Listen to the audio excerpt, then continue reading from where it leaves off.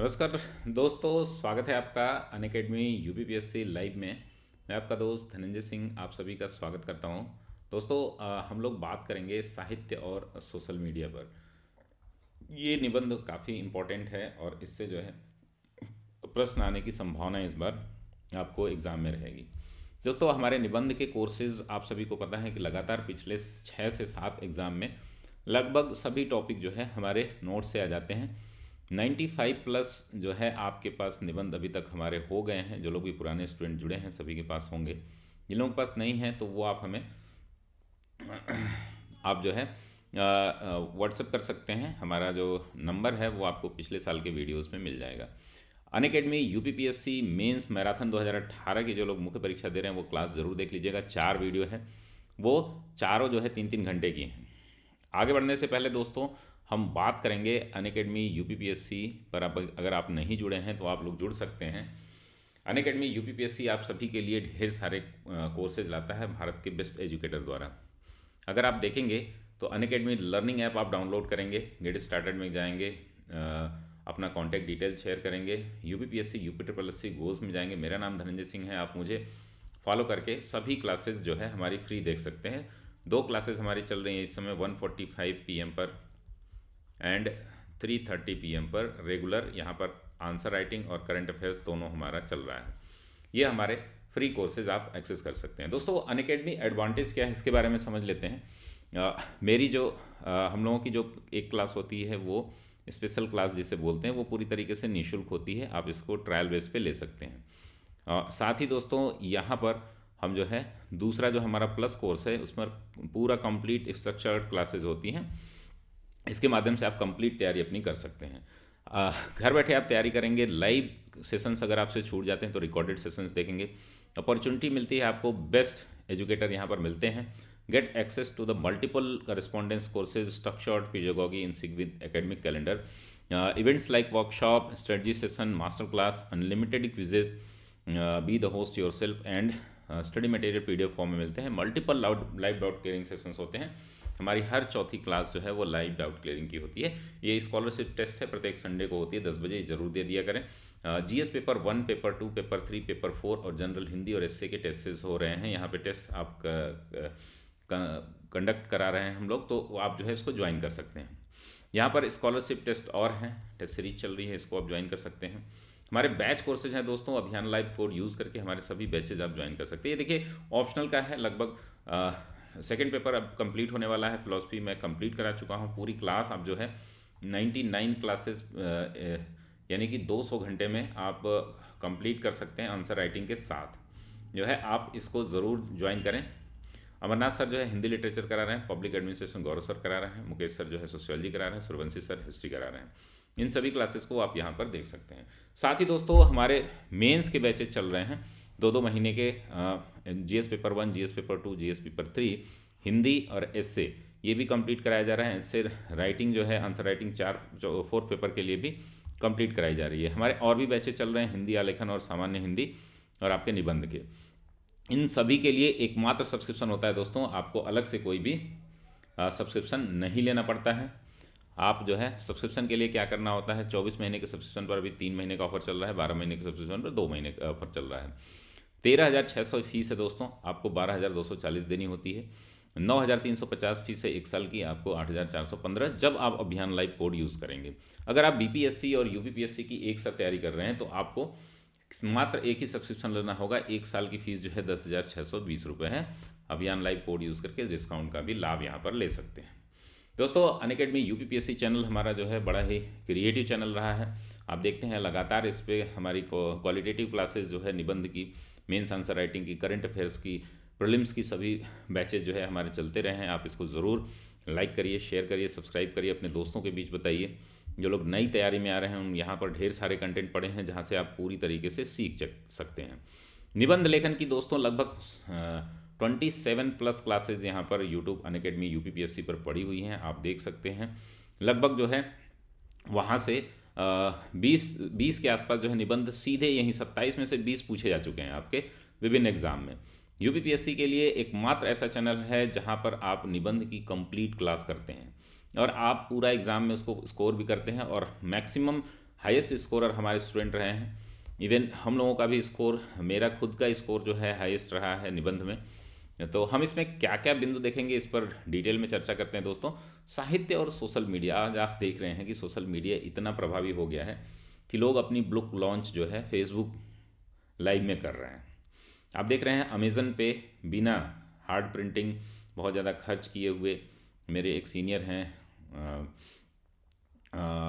Anjani Pandey sir, उन्होंने एक पुस्तक लिखी है इलाहाबाद ब्लूज़। आप लोग ज़रूर उसको पढ़िएगा। बड़ा ही, अगर आप इलाहाबाद में रह के, प्रयागराज में रह के तैयारी कर किए हैं तो आप जो है बहुत ही आनंद आएगी वो पुस्तक पढ़ने में।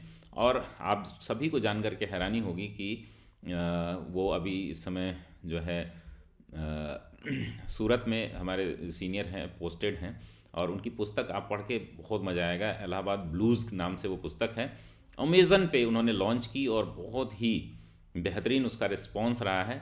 ऐसे ही निलुप्तन मृणाल का जो लोग भी प्रतियोगी हैं, नाम सुने ही होंगे, 2014 में हम लोगों के साथ जो है वो आंदोलन में भी थे।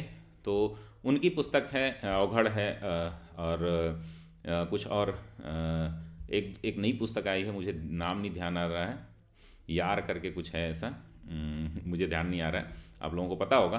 तो इन लोगों ने अपनी जो भी क्लासेस, जो भी बुक हैं, उसको जो है उसका लाभ कहाँ से लिया है, सोशल मीडिया के ही माध्यम से लिया है। जो हमारा कॉमर्शियल जो प्लेटफॉर्म है ऑनलाइन, उसके माध्यम से लिया है। तो ये सारी चीज़ें जो है आप लोग ज़रूर देखें। तो हम इस पर थोड़ी सी बात ज़रूर करेंगे, लेकिन इसको कैसे हम रिप्रेजेंट करेंगे जिससे कि हमें एग्जामिनर जो है अच्छा नंबर दे। तो सबसे ज़्यादा ज़रूरी होता है कि आपका जो इंट्रोडक्शन है वो सबसे बेस्ट हो। पहला है टॉपिक आपका प्रस्तावना, दूसरा है साहित्य क्या है, और सोशल मीडिया क्या है। इन दोनों को अलग अलग भी लिख सकते हैं, एक में भी लिख सकते हैं। तीसरा है साहित्य की हमारे समाज में उपयोगिता। ठीक है, ये बहुत ही इंपॉर्टेंट है। साहित्य और समाज आपसे कई बार पूछा भी गया है, मैंने साहित्य और समाज पर निबंध कई बार बताए भी हैं। साहित्य और समाज भी एक बहुत ही चर्चित है, ये बहुत फेवरेट टॉपिक है इसका। तो जो लोग भी लिटरेचर पर निबंध लिखते हैं उनको आपको पता होना चाहिए कि थोड़ी सी कविता, कोटेशन के माध्यम से आप इसको सजा सकते हैं। चौथा पॉइंट रहेगा हमारा, सब पे 1 या 2 पैरा आप लिख सकते हैं जहां आवश्यकता अनुसार। ये पूरा निबंध जो होगा 800 प्लस शब्दों में है। आपको जो लिखना होता है 700 शब्द लिखने होते हैं। यूपीपीसीएस में, समीक्षा अधिकारी में, खंड शिक्षा अधिकारी में आपको 600 शब्दों में लिखने होते हैं। तो आप लिखते हुए 800 प्लस चला ही जाता है, लगभग 900 हो जाता है। वो डिपेंड करता है कि आपकी राइटिंग और फ़ॉन्ट कैसा है, फ़ॉन्ट साइज़ क्या है, कितनी स्पीड में लिखते हैं आप। पांचवा टॉपिक रहेगा हमारा दोस्तों, सोशल मीडिया का साहित्य पर नकारात्मक प्रभाव। अब देखिए, सकारात्मक प्रभाव भी है, नकारात्मक भी प्रभाव है। आप देखते हैं कि कुछ कुछ आप देखते हैं कि जो धार्मिक पुस्तकें हैं विशेषकर, जो उनमें काफ़ी विवाद देखा गया है इसको लेकर के। अजीब अजीब से चीज़ें जो हैं सामने आती हैं, जो एक दूसरे को नीचा दिखाने का प्रयास किया जाता है। हिंदू, मुस्लिम, सिख, ईसाई धर्मों के बारे में भी नेगेटिव इम्पैक्ट पड़ा है इस पर। और दूसरा ये है कि सोशल मीडिया के माध्यम से आपको बुक का पीडीएफ भी मिल जाता है। इसका सबसे नेगेटिव है कि बहुत सारे जो है हमारे सीनियर मित्र लोग जो है, जो राइटर हैं, वो बहुत ज़्यादा परेशान हैं, क्योंकि पीडीएफ जब मिल जाता है तो कॉपी की जो बिक्री होती है वो बहुत कम हो जाती है।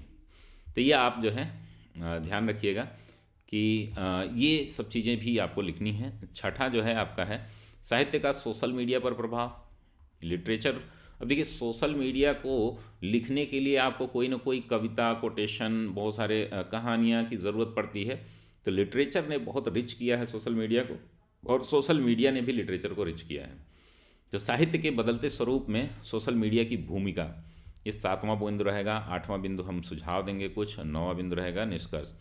तो आप 70 से 80 शब्दों में लिख करके ये पूरा 9 आपको पैरा दिए गए हैं। दोस्तों, ये जो मैं लिखने का तरीका है, ये मैं सिर्फ इसलिए करता हूँ क्योंकि आपको आसानी हो कैसे, याद करने के पर्पज़ से, याद करने के पर्पज़ से, यानी कि मेमोराइज करने के पर्पज़ से आपको ये चीज़ें देखनी होती हैं। ठीक है, आपको लिखना है पैराग्राफ्स में भी। इसके लिए आप मेरी पुरानी वीडियोस देख लें जिसमें मैंने आर्ट ऑफ एसे राइटिंग कराई है।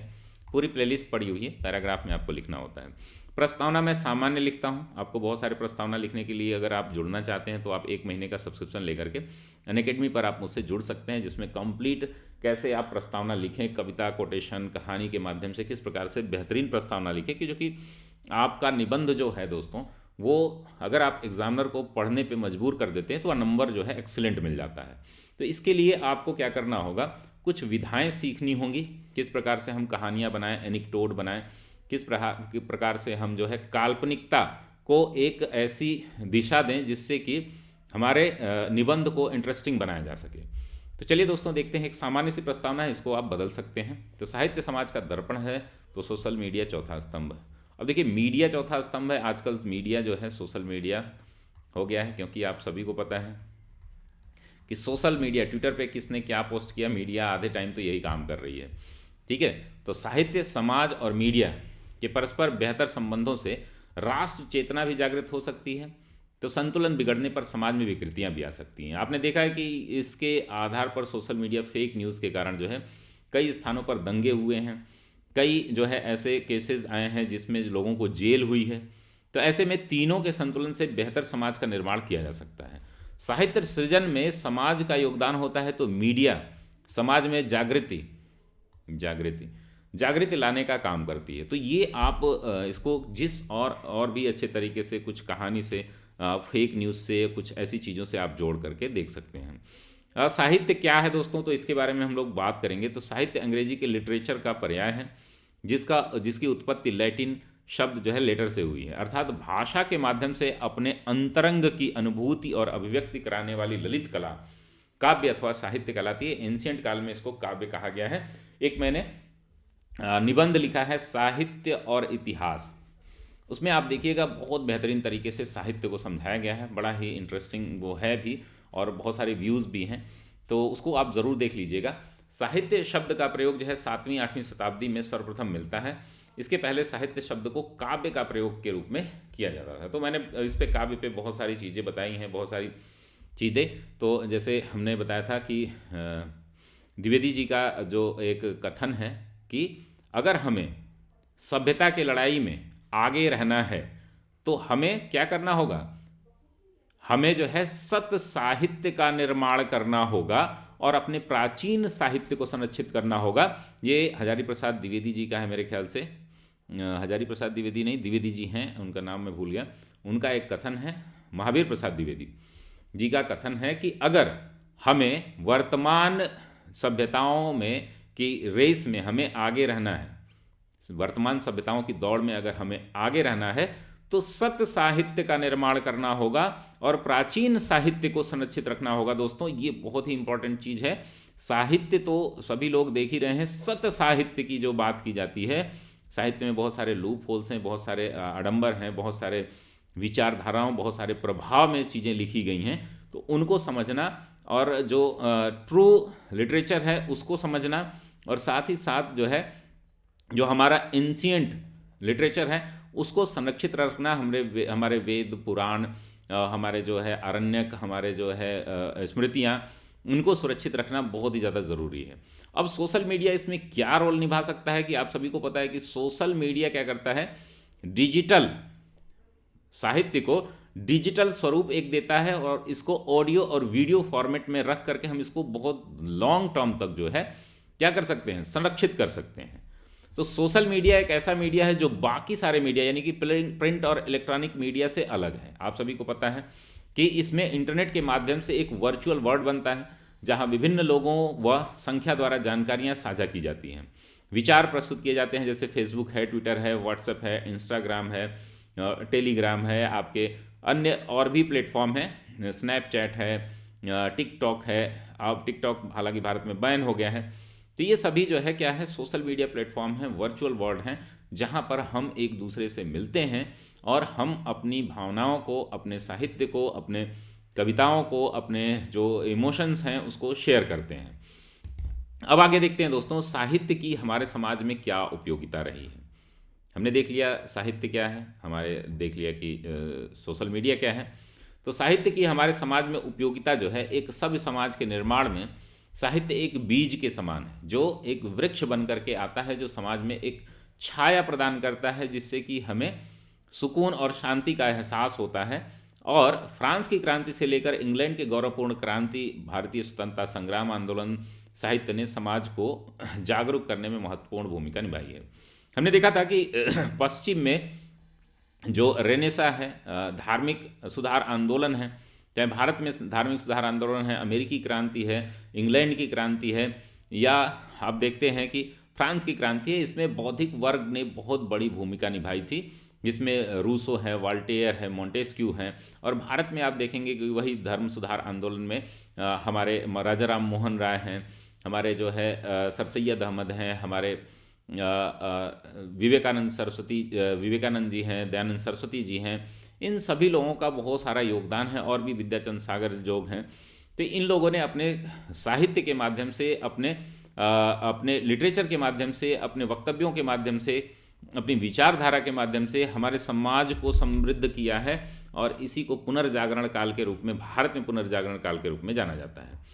साहित्य समाज में घट रही घटनाओं का आईना है। आपको पता है कि literature is the mirror of society. आप सभी को पता है कि समाज में जो चीज़ें हैं, जैसे हम आप देखते हैं कि सिनेमा समाज का दर्पण है, साहित्य समाज का दर्पण है। जो जो चीज़ें घटित होती हैं उन पर जो है साहित्य लिखे जाते हैं, उनके आसपास साहित्य लिखे जाते हैं, उसमें क्या क्या कमियां हैं, क्या क्या अच्छी चीज़ें हैं, यह हमें देखने को मिलती है। तो फिर साहित्य के ऐतिहासिक स्रोत समाज के वर्तमान काल तथा भविष्य के लिए उपयोगी हैं। हम आज का आपका वर्तमान जो है कल के लिए एक इतिहास बन जाएगा, और उस इतिहास को देख करके हमारे आने वाली पीढ़ियाँ हमें समझ सकती हैं साहित्य के माध्यम से, हमें समझ सकती हैं सिनेमा के माध्यम से, हमें समझ सकती हैं सोशल मीडिया के माध्यम से। तो ये सारी चीज़ें जो हैं एक दूसरे से जुड़ी हुई हैं। सोशल मीडिया का साहित्य पर सकारात्मक प्रभाव, ऐसे तो सोशल मीडिया ने अपने कुछ सकारात्मक और नकारात्मक प्रभाव हैं, परंतु आज जिस प्रकार मात्र एक क्लिक पर हमें अपने इतिहास की समस्त जानकारी प्राप्त कर सकते हैं, वह अपने आप में एक बड़ी उपलब्धि है। हमारे वेद, पुराण, महाकाव्य, श्रुतियाँ, विभिन्न ऋषि मुनियों की रचनाएं आदि समस्त चीज़ें एक ही स्थान पर एक क्लिक पर उपलब्ध होने से लोगों तक इनकी पहुंच आसान हो गई है। आप देख रहे हैं कि बहुत सारे जो है फ्रीलांसिंग प्रोग्राम चल रहे हैं, बहुत सारी ऐसी चीज़ें चल रहे हैं, बहुत सारे लोग वीडियो फॉर्मेट प्रोवाइड करा रहे हैं। प्रेमचंद की कहानियों को आपको सुनना है तो आप जो है मनोज मुंतशिर की को फॉलो करिए, उनमें देख लीजिए, बहुत सारी चीज़ें आपको बताएंगे। और भी बहुत सारे ऐसे लोग हैं जो ऑडियो वीडियो फॉर्मेट में साहित्य लिटरेचर को और भी संगठित कर रहे हैं।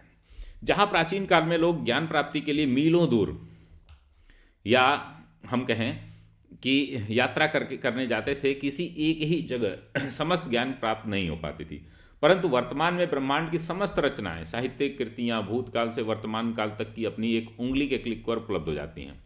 अगर आपको मैनुअल भी चाहिए तो आप क्या कर सकते हैं, अमेज़न से, फ्लिपकार्ट से, और भी जो वेबसाइट हैं, बहुत सारे पब्लिकेशंस की अपनी खुद की वेबसाइट हैं, उन पर आप जो है पेमेंट करके जो है ओरिजिनल बुक भी आप मंगवा सकते हैं, वो भी सोशल मीडिया के माध्यम से।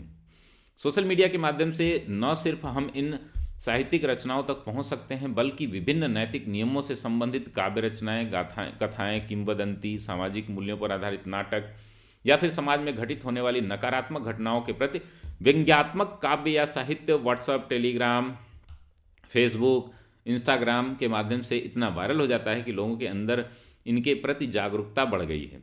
अब देखते हैं, अभी कैनेडी सेंटर में क्या नाम था उसका, वीरदास ने भारत के प्रति जो है कविता लिखी थी, और वो नकारात्मक कविता आज देखिए कितना ट्रोल हुए। वो भारत को गलत तरीके से रिप्रेजेंट करने के लिए जो है वो ट्रोल होते हैं, तो वो हो चाहे भारत को महिमा मंडित करने के लिए आप जो है 1993 में विवेकानंद